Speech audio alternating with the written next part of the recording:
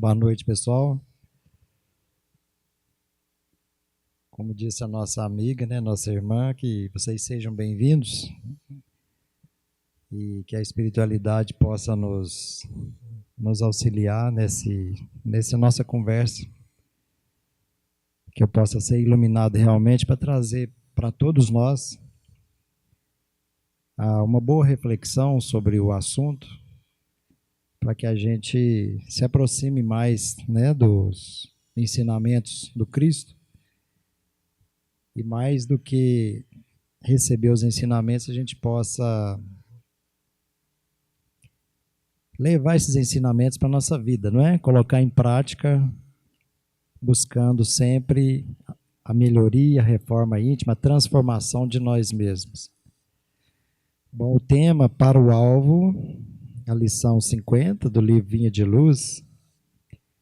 E no início dela a gente tem uma citação da carta de Paulo aos Filipenses, no capítulo 3, versículo 14. Somente uma frase desse versículo. Prossigo para o alvo.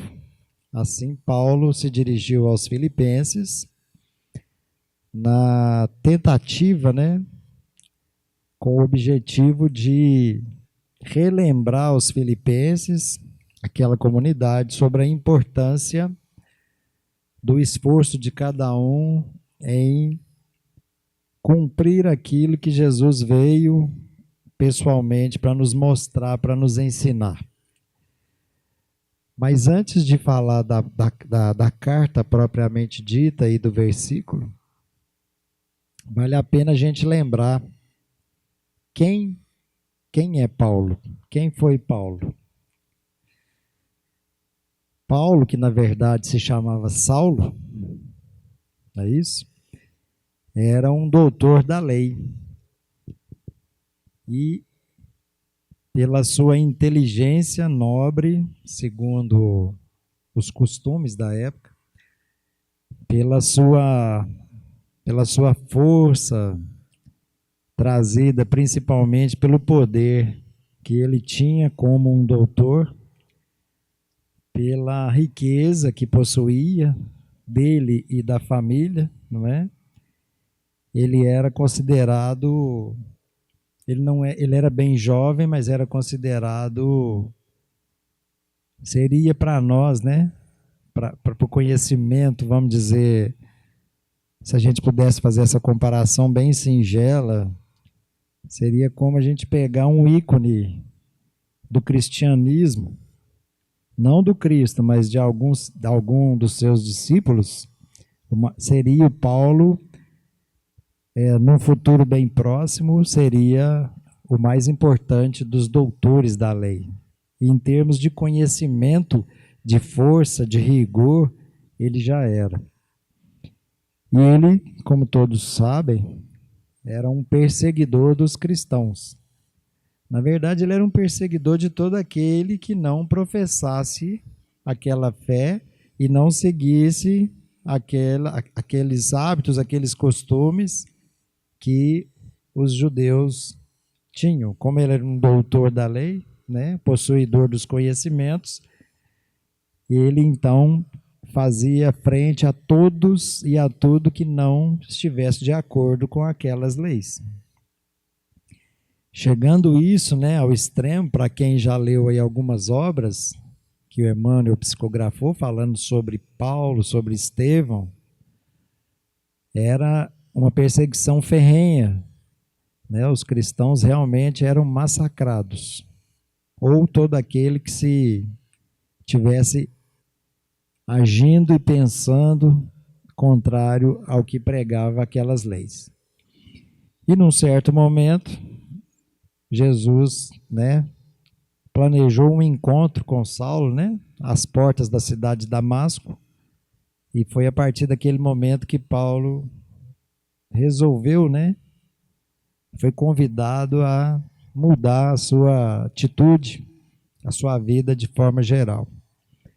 Então, com essa experiência toda, né, que o texto vai falar para nós aqui, quando ele escreve aos Filipenses falando sobre isso, prossigo para o alvo. Paulo já estava bem mais experiente, e já não mais perseguia cristão algum, pelo contrário, agora ele já defendia as ideias, os ensinamentos do Cristo, e não só defendia, né? Ele passou a vivenciar isso até o final dos seus dias como encarnado aqui na Terra. Então, essa lição para o alvo, e como disse ele para os filipenses, prossigo para o alvo. Que alvo seria esse?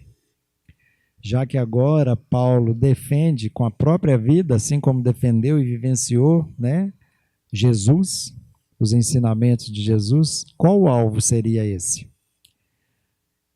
Qual que é o alvo de qualquer um de nós, de qualquer cristão, independente de qualquer ideologia religiosa?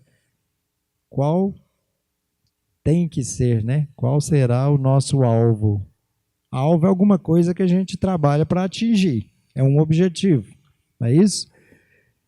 Se a gente pensar nisso, então, qual seria ou qual será o alvo de cada um de nós? Para facilitar, nós vamos lá no Livro dos Espíritos, no capítulo 2, onde fala da encarnação dos espíritos, e a lição 132, que fala do objetivo da encarnação. É um dos itens, e eu vou ler. Qual o objetivo da encarnação dos espíritos? Assim perguntou Kardec. E eles responderam: Deus lhes impõe a encarnação com o objetivo de fazê-los chegar à perfeição. Para alguns é uma expiação, para outros é uma missão. Todavia, para alcançarem essa perfeição, devem suportar todas as vicissitudes da existência corporal. Nisto é que está a expiação. A encarnação tem também outro objetivo, que é o de colocar o espírito em condições de cumprir sua parte na obra da criação. Para realizá-la, é que em cada mundo ele toma um aparelho em harmonia com a matéria essencial desse mundo, cumprindo aí, daquele ponto de vista, as ordens de Deus, de tal sorte que, concorrendo para a obra geral, ele próprio se adianta. Então, a pergunta que eu fiz sobre qual será, né, o alvo de cada um de nós, ou de todos nós, é isso: chegar à perfeição. E como foi muito bem explicado pela espiritualidade, para alguns de nós é uma expiação, para outros é missão, e isso cada um vai concorrendo, né, trabalhando para isso. Então, o nosso objetivo de estarmos aqui é isso: atingir a perfeição. E o que Paulo falou, demonstrou para os filipenses, e aqui nessa lição 50, o que Emmanuel ditou para o Chico Xavier, ele não veio dar receita de como fazer isso, mas Emmanuel veio contar para nós, relembrar a nós como é que Paulo trabalhou e trabalha até hoje, né, com certeza, para atingir esse objetivo. E, voltando a essa mudança na vida de Paulo, né, que ele quis promover após o encontro com Jesus, o esforço, a dedicação, todo o empreendimento de Paulo para mudar de algoz dos cristãos e virar, né, virar essa página, virar o disco e passar a ser, e é, o maior divulgador do cristianismo, né, com todo o seu trabalho. Será que foi fácil essa mudança para Paulo? Vamos imaginar aqui, hoje, alguém com uma vida super, hiper confortável, segundo o sentido material, né, que Paulo era de uma família muito abastada, muito rica. Vamos imaginar alguém nessa situação, rico materialmente falando, respeitado, importante, seguido por muitos, com um poder, né, com uma autoridade de determinar se alguma pessoa viveria ou não, segundo o comportamento dela diante das leis judaicas. Imagina para essa pessoa, de um momento para o outro, né, quando ele literalmente caiu do cavalo, né, e recebeu aquela visita de Jesus, que perguntou para ele: por que me persegue? Na verdade, Jesus estava falando para ele: por que você persegue os meus seguidores? Por que você persegue os seus irmãos? E aí Paulo resolveu mudar. Vocês acham que foi fácil essa mudança? Dessa forma? E aí ele vai fazer o contrário, né? Ele, depois de um tempo, ele volta para a sua sociedade, para seu convívio social, e onde ele é ironizado, desprezado e até mesmo recebeu aquilo mesmo que os cristãos recebiam, não é? Açoite, pedradas e por aí afora foi essas coisas todas. Então, de um momento para o outro, podemos dizer assim, pensando na eternidade, né? Na imortalidade da alma, um momento muito pequeno, mesmo dentro da encarnação, Paulo teve essa mudança e passou a sofrer humilhações e variadas, vamos dizer, violências contra ele por ser um defensor, um divulgador do cristianismo. Não foi nada fácil, foi muito, muito, muito difícil. Mas Paulo, a partir desse momento até o seu último dia encarnado aqui no planeta, nunca desanimou, de forma nenhuma. E até mesmo pelos cristãos, para quem já leu aí ou não vão ler, né, A Casa do Caminho, os Primeiros Cristãos, que é uma obra que fala do início da organização lá dos cristãos após Cristo ter partido, vamos dizer assim, né? A obra da Casa do Caminho. Paulo, quando se aproximou de lá com o intuito de trabalhar, que agora ele queria trabalhar, imagina a dificuldade que foi para os outros aceitar aquele que era o maior perseguidor deles. Então a história foi bem complicada, mas ele nunca desanimou e as coisas foram caminhando e ele conseguiu. Eu vou ler agora essa lição, só para a gente compreender um pouco do que o Emmanuel traz para nós. Quando Paulo escreveu aos Filipenses, já possuía vasta experiência de apostolado. Doutor da lei em Jerusalém, abandonara as vaidades de raça e de família, rendendo-se ao Mestre em santificadora humildade. Após dominar pela força física, pela cultura intelectual e pela inteligência nobre, voltou-se para o tear obscuro, conquistando o próprio sustento com o suor diário. Ingressando nos espinhosos testemunhos para servir ao próximo, por amor a Jesus, recebeu a ironia e o desamparo de familiares, a desconfiança e o insulto de velhos amigos, os açoites da maldade e as pedradas da incompreensão. O convertido de Damasco, no entanto, jamais desanimou, prosseguindo invariavelmente para o alvo, que ainda e sempre é a união divina do discípulo com o Mestre. Percebe aqui nessas palavras de Emmanuel, essa contextualização, que Paulo, após esses momentos, né, de encontro com Jesus, ele não foi de imediato assim para começar o seu trabalho.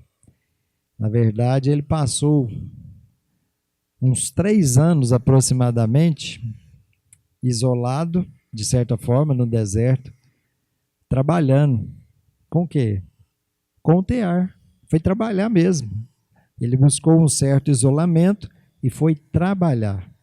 E preparar exatamente aquilo que ele já sabia do cristianismo, que ele foi aprendendo, ele foi estudar, trabalhar, meditar, refletir para depois iniciar de forma mais concreta a sua obra de divulgação, né, e defesa do cristianismo. Emmanuel pergunta então para nós: quantos aprendizes estarão atualmente dispostos ao grande exemplo?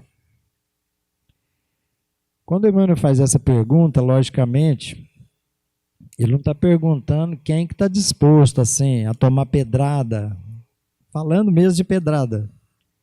Tomar pedrada, entrar numa jaula com leões, né? Se dispor a ir para uma fogueira, ser queimado, que foi isso que aconteceu com os cristãos, né? Os primeiros cristãos.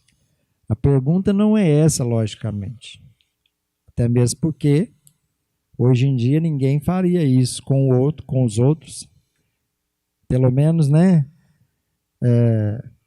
Falando pela nossa civilização mais evoluída agora, o respeito que pelo menos deveria ter a opção religiosa de cada um, mas a gente sabe que aí, né, no nosso planeta, bem pertinho de nós, irmãos nossos estão sendo, são mortos, né, são assassinados, são perseguidos por causa da opção que fizeram quanto à sua crença religiosa, infelizmente. Mas não é essa a pergunta de Emmanuel para nós. Ele quer chamar nossa atenção para isso. Nós estamos dispostos aos sacrifícios não é nem para defender. Porque defender as ideias de Jesus, se a gente for entrar nessa seara de discussões, de posicionamentos, isso aí não leva ninguém a lugar nenhum. Até mesmo porque nós precisamos preocupar com a nossa transformação íntima e não querer impor para ninguém que ele se transforme. A proposta é diferente, não é? Mas a gente está disposto aos sacrifícios, à renúncia de várias coisas que nós temos, que nós estamos, né, tendo. Porque nada do que a gente tem materialmente é nosso. Isso aí é claro para todo mundo já, né? Mas o que nós estamos tendo atualmente, lógico, daqui a pouco a gente vai embora, né? E vai ficar tudo aqui, inclusive o corpo. E principalmente, né? Mas a gente está disposto a essa renúncia? Não é abandonar tudo, não é esse radicalismo, essa falta de compreensão com o convite da transformação íntima. Mas a gente tem essa vontade realmente de ser cristão? Para se falar cristão e agir como cristão? São reflexões que a gente vai fazer, cada um, né, vai procurar fazer sempre que possível nesse sentido, para aí sim a gente começar realmente a trilhar um caminho aí da evolução, para alcançar essa perfeição, que na verdade a gente nunca vai alcançar, porque sempre vai ter alguma coisa para aprender, não é isso mesmo? Mas os primeiros passos têm que ser dados nesse sentido. Sacrifícios e renúncia, como foi falado aqui de Paulo, da nossa vaidade, do nosso orgulho, abrir mão do nosso, estudar, pensar sobre o nosso egoísmo, né? Nossa maneira de ver o outro. Então são passos que a gente precisa dar. Sair da zona de conforto, sair do nosso lugarzinho, assim tá bom, né? E a gente não vai incomodar ninguém com isso, ou se alguém ficar incomodado com isso, porque nós precisamos cuidar da nossa evolução. É assim, é cada um cuidar da sua vida. Lógico que nós dependemos uns dos outros, mas eu preciso preocupar comigo, cada um preocupar com você. Se o outro não quer caminhar, se o outro não decidiu que agora não é o momento, a gente não pode ficar preso, amarrado, que é até um comodismo, né? Ah, eu quero tanto fazer isso, mas meu pai, minha mãe, meu marido, minha esposa, meu filho, não quer. Aí chega a gente ao absurdo de falar, ele não deixa, ela não deixa. Aí é muita covardia, né, gente? Da gente ficar no mesmo lugar e jogar a responsabilidade pela nossa decisão na conta dos outros. Porque na hora de se ver com a consciência, a gente vai se encontrar com a gente mesmo. Lembra lá da pergunta assim, aonde estão escritas as leis de Deus? A resposta é simples, né? Na consciência. É a consciência de cada um. Então as leis de Deus estão aqui para que a gente vá lidando com isso na vida, com as leis, tentando procurar, né, o máximo possível, ficar em harmonia com essas leis, viver em harmonia com essas leis, porque o nosso encontro é com a nossa consciência. O que o outro fez, deixou de fazer, é do outro. Então, o trabalho é nosso. A gente precisa do outro. Até mesmo para a gente conseguir se enxergar, né? A gente ainda não sabe olhar para dentro da gente mesmo, então a gente, às vezes, se conhece um pouquinho olhando o outro.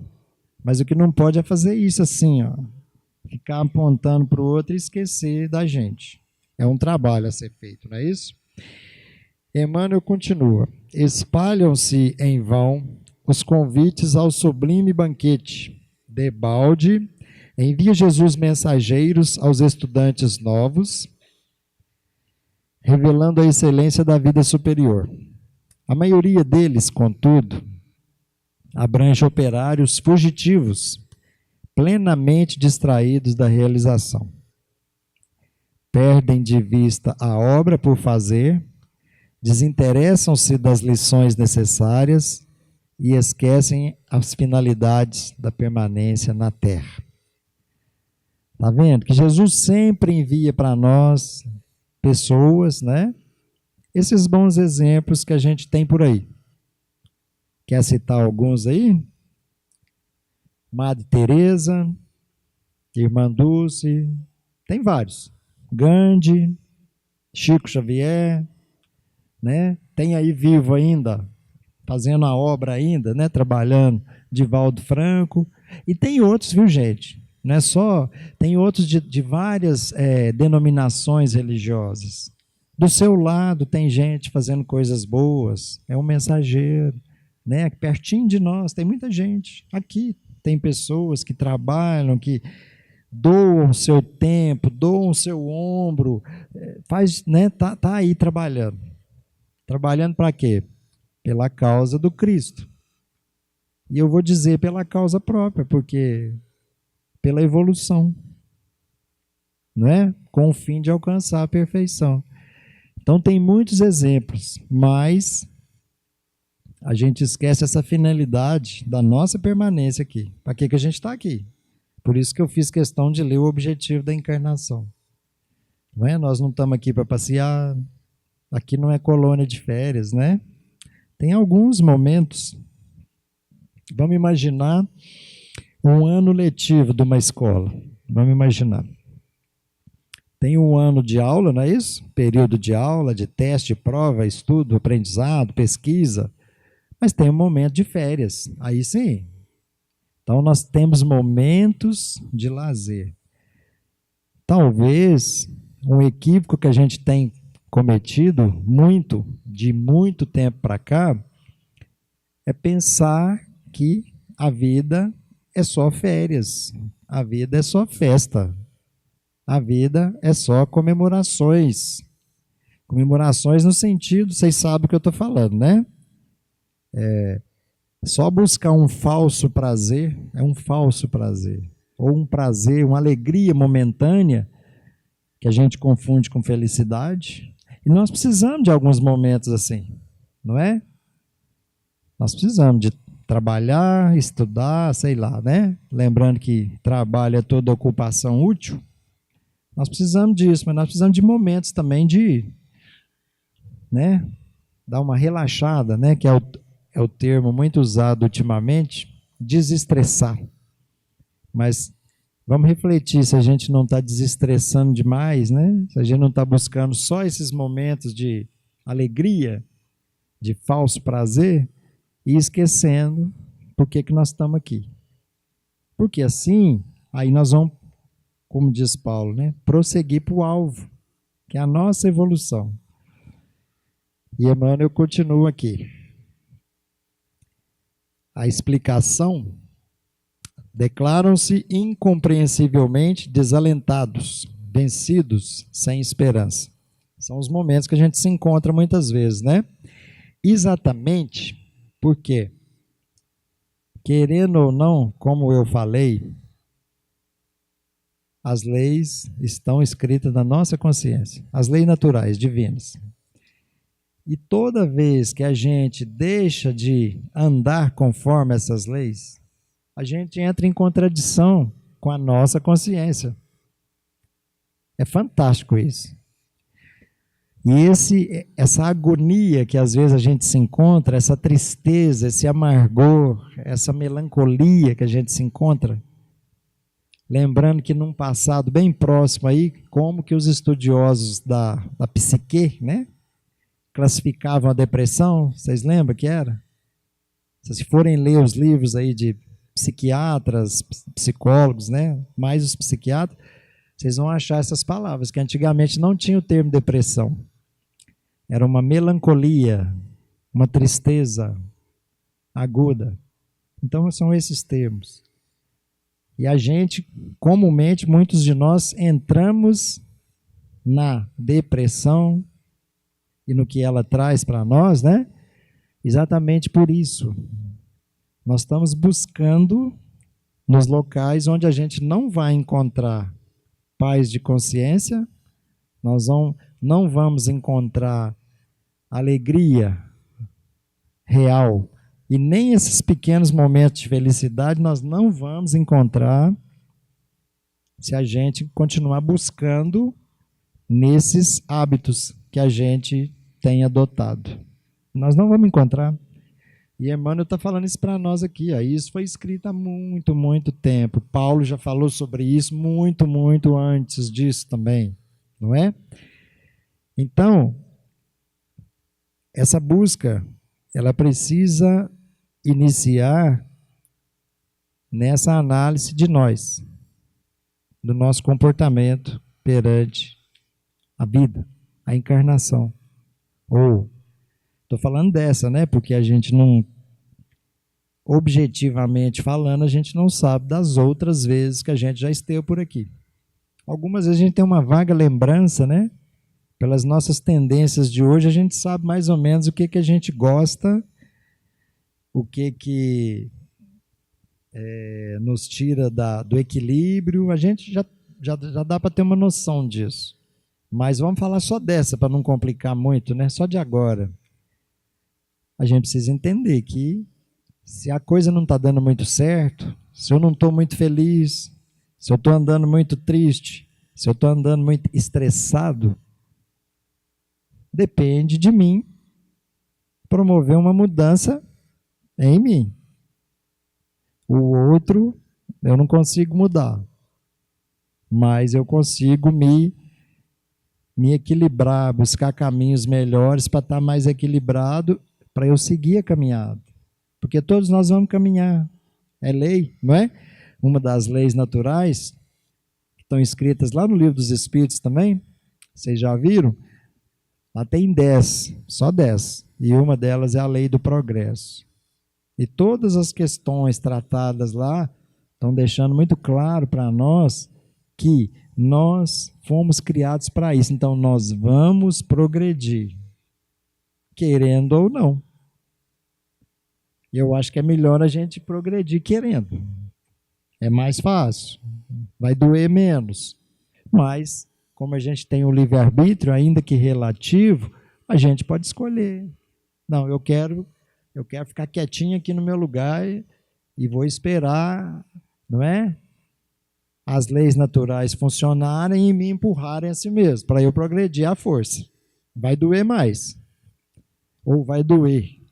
Enquanto que se a gente buscar esse trabalho, essa reflexão, quem sabe a gente consiga fazer esse trajeto mais suave um pouco, sem dor, não é? E ele continua aqui para finalizar o texto. A explicação é simples, todavia. Perderam, está falando de nós, tá, gente? Perderam o rumo para o Cristo. seduzidos por espetáculos fugazes nas numerosas estações da jornada espiritual. E por esquecerem o alvo sublime, chega de modo inevitável um instante em que, cessados os motivos da transitória fascinação, se sentem angustiados, como viajores sedentos nos áridos desertos da vida humana. Isso é do que eu já falei, eu até adiantei aqui falando sobre isso. Então, como que vocês acham que... Cada um aí, tá, gente? Não vão responder, não. Vão responder só para nós, assim, dá uma pensada. A gente está no caminho certo? Só eu que vou responder, tá? Eu acho que nós estamos no caminho certo. Porque nós estamos buscando aprender algumas coisas, nós estamos buscando relembrar algumas coisas que a gente já sabe. Sabe por quê?